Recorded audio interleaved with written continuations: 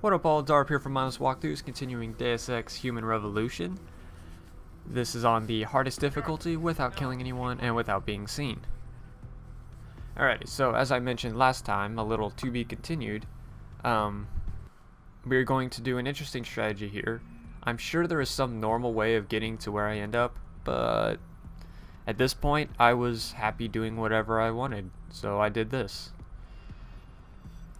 Wait for everyone to be kind of on the other side of the room, hop this little wall, and then just fall down. Boom, you're in the back of the room, nice and safe from everybody. So all's good. I think there is an actual way of getting back here, and I don't think it's too difficult. I just didn't feel like looking for it, so there you go.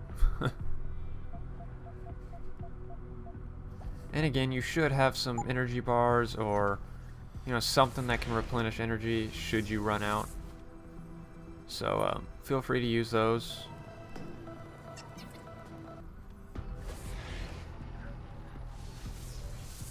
Now, while you're back here, there isn't too much to worry about. The only guy you really have to watch is this one guy here at the end. Where is he? There he is. Mr. Biggin over here likes to patrol back and forth, and he will watch this back hallway.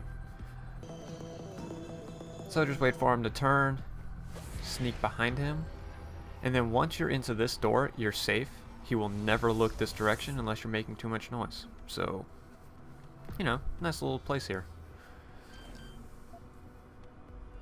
Go ahead and hack the door. The door's not too bad. It looks complicated, but it's easy.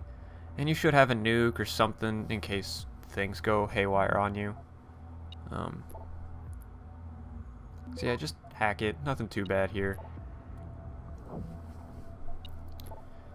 And then we'll go beneath the funicular.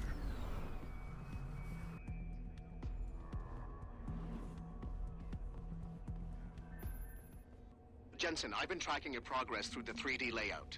You're close to the funicular. Any chance it's sitting there waiting for me? Where would the fun be in that? You'll have to call it and wait. Oh, and Jensen, when you do, they're going to know where you are. Alrighty, so continuing on here. I went into that vent just to get some bonus XP. That's really all that was. Once you're down here at the very bottom, there's going to be two guys just chilling, and they don't like to walk around. Just kind of a pain in the ass. You can just sneak right past them, which I do. You may lose an energy or a battery. I timed it just perfect, but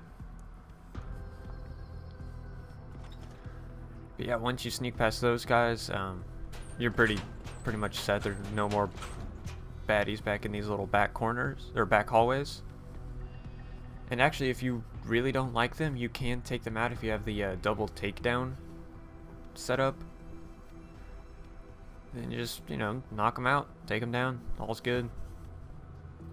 I haven't been doing it much, but you can do the takedowns. But remember, I said it in way back at the beginning of the guide, but if you're going to take somebody down or zap them, be sure you're behind them before you do, or it'll count as them going hostile on you, and it can ruin your achievement. Or trophy, if you are on PlayStation 3. Which, Steam, I think Steam is still achievements, isn't it? Something like that. I don't know, I'm not a huge PC gamer, but if I remember right, Steam is still the achievement thing. Alright, so, which, speaking of, if you want to find me, Darp2210 on Steam, and friend me, I am always looking for new friends, because I have none on Steam. I don't know anyone who uses Steam, so find me. I'll add you, it's cool. I'll be your buddy. I need some friends. Anyway, enough about my sad life. Let's, continuing on here, this room is actually much easier than it appears. You can just push the vending machine over here out of the way. There's a vent. This vent will take you to a nice, secure little corner, which we will spend plenty of time here in a few minutes. But for now, this makes a nice little passage to sneak around with. Once you're over here on the far left-hand side, or the back side of the room, depending on how you look at it, wait for the camera to look away, and then sneak behind these boxes here. Let your battery completely fill up before you move, because you will need battery. There's combat rifle ammo, a couple mines, and a gas grenade up here, so feel free to take those if you really want them. I don't take the mine stuff, but I do take the gas grenade.